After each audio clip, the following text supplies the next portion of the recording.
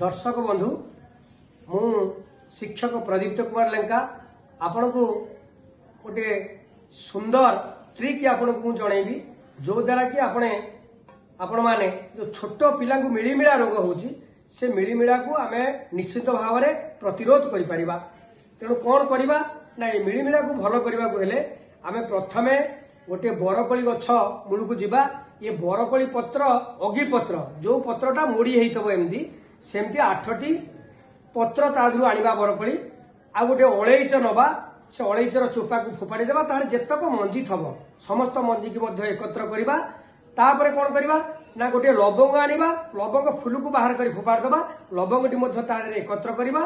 तापरे एक तोळा मिश्री कहले एडी खंड मिश्री ये एक तोळा मिश्री लवंग गोटिए एवं अळैच मंजी एवं 8टी बरकोली पत्र जोटा मोड़ी हेतबो ताको समस्त को बाटी जदि आमे से पिला को पीवा को दबा निश्चित भाव में आउ कौन सी मुहूर्त रे आपण पिला को ये मिलीमिला रोग हेब नाही।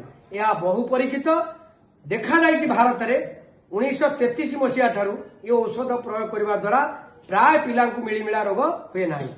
धन्यवाद। जय जगन्नाथ।